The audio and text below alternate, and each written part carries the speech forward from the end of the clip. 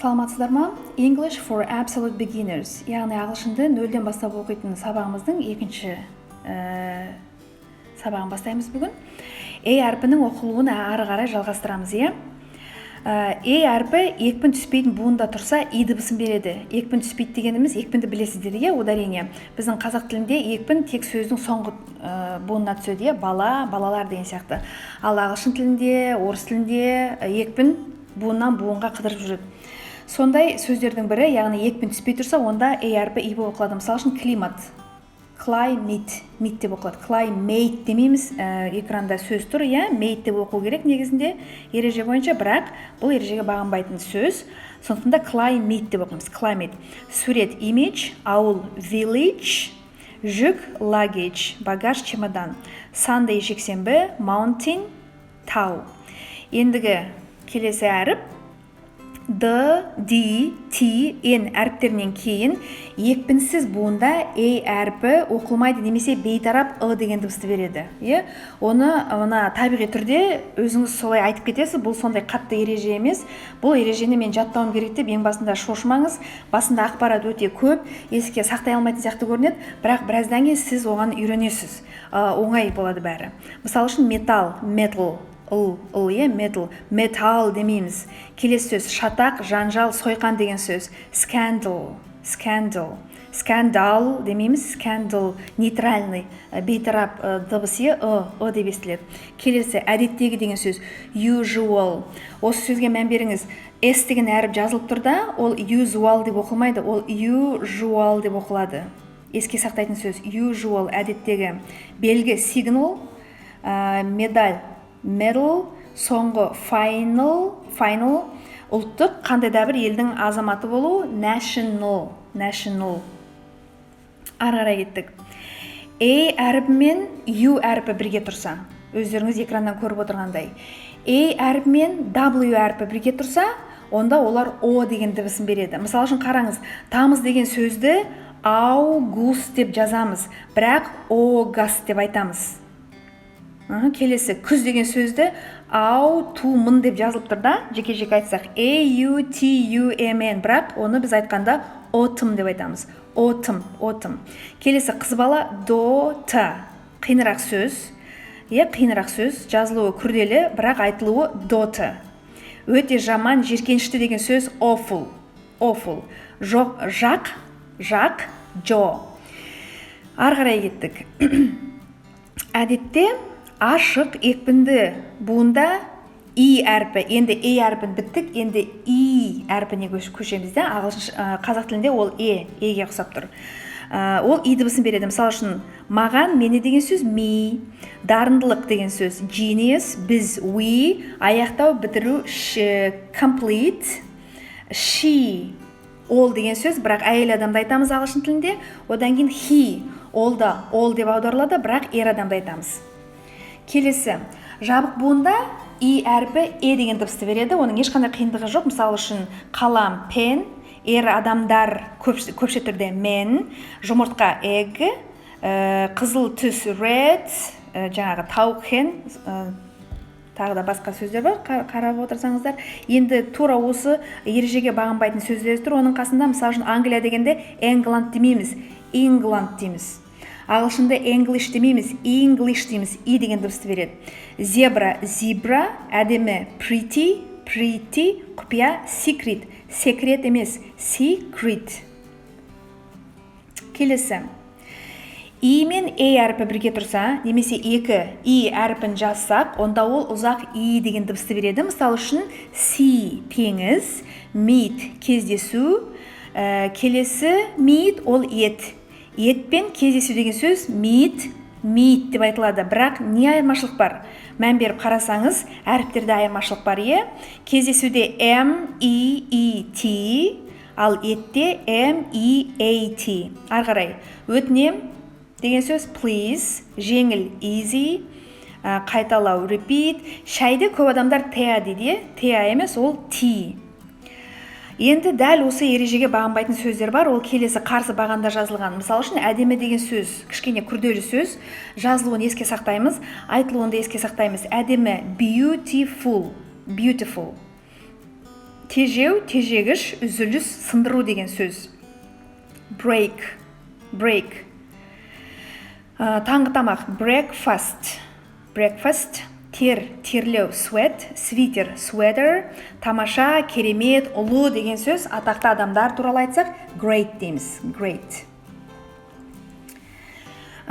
И әрпінің оқылу жолдарын ары қарай жалғастырамыз. Келесі мән беретін әріптердің қосындысы ол D тұрғанда TH әрпі, LTH, sure, sant деген әріптердің қосындысында EA әрпі дыбысын береді екен. Мысалы үшін бас, head, none, bread, байлық, wealth, buy, wealthy, wealthy. Менімен бірге қайталап сөздерді жазып алып отырыңыздар. Өлім, death, денсаулық, health, дені сау, healthy. Яғни денсаулық не? Зат есім health болды, ал дені сау адам қандай адам? Healthy болды. Өлшеу, measure, қазына, treasure. Келесі еске сақтайтын ережемізде ER, EER, EAR деген осы әріптердің қосындысы тұрса, онда дыбысы, дыбысы, яғни әрпі, кешіріңіздер, дыбысын береді. Мысалы үшін дәуір, era демейміз, era. Мұнда here, есту, hear. Тағы да еске сақтаймыз. Мұнда мен есту бірде айтылады. Here. Бірақ жазылуы бөлек. Көріп отырсыздар, Салмақты, ауқымды деген сөз serious. Тәжірибе experience. Материал material. Енді тура осы ережеге бағынбайтын сөздер бар. Олар мыналар. There. Анда, онда, very. Өте, pair. Алмұрт. Pia демейміз. Pair. Алмұрт. Where. Неде, қайда деген сөз. Болды, болдым, түбе етістігінің өткен шақтағы формасы. Year, жыл. Енді мынандай әріптердің қосындысына тоқталайық. A, бірігіп, дегенді береді. Мысалы үшін learn, оқу, early, ерте, earn, ақша табу, search, іздеу. L, N, R әріптерінің алдында екпінсіз буында тұрса, екпінсіз дегенді білесіз, яғни оған екпін түспейді. Онда әрпі дыбысын береді екен. Мысалы үшін happiness, ticket, system, blanket, actress. Келесі. Бүгінгі өткен ережелерді қайталап есімізге сақтауға мәтін. Әдеттегідей мен оқимын, сіздер менімен бірге қайталап аударманы жазып алып отырасыз. Warm climate, жылы климат. Nice village, жақсы ауыл. My luggage, менің чемоданым, менің жүгім, яғни. I like Sundays, мен жексенбі күндерін жақсы көремін. Sundays деген бір сөз жексенбі күндері деп аударып тұр қазақ тіліне. I like, мен ұнатамын, мен жақсы көремін деген сөз. I dislike Mondays. Mondays дүйсенбі күндері. Мен дүйсенбі күндерін жек көремін. Жек көру, ұнатпау, dislike. Еске сақтауға оңайы, like ұнату, dislike ұнатпау. Бізде көбінесе адамдар dislike деп айтады. Dislike емес, dislike. Dislike. Келесі. Scandal, жанжал, usual. Әдетте, әдеттегі usual. Usually, әдетте. Мысалы үшін әдетте мен сағат 8-де тұрамын ұйқыдан, usually.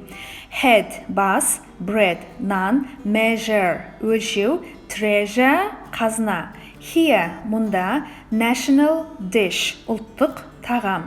August, тамыз айы, autumn, күз. Awful manners, дөрекі мәнерді, қандайда бір адамның дөрекі іс қылығы. Awful manners. Me, мені. Genius, жаңағы гений деген сөзде талантты адам. A pretty girl, әдемі қыз. My pen, менің қаламым. Fried egg, қуырылған жұмыртқа. Boiled egg, суға қайнатылып пісірілген жұмыртқа. Boiled egg. I like English, мен ағылшын тілін жақсы көремін.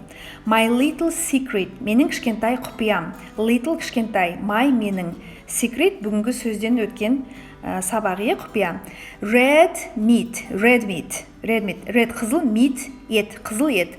I dislike red meat. Мен қызыл ет жемеймін. Кейбір адамдар бар, ірі қараның етін жемейді, олар тек тауық пен балық жейтін адамдар, вегетариан адамдардың бір түрі. I like green tea. Мен көк шайды ұнатамын. Қызықта біз көк шай деп айтамыз, ал олар green tea дейді, жасыл шай, green tea. Beautiful mountains, әдемі таулар. Great people, атақты адамдар. Delicious bread, өте дәмді, тәтті нан. Healthy, дені сау.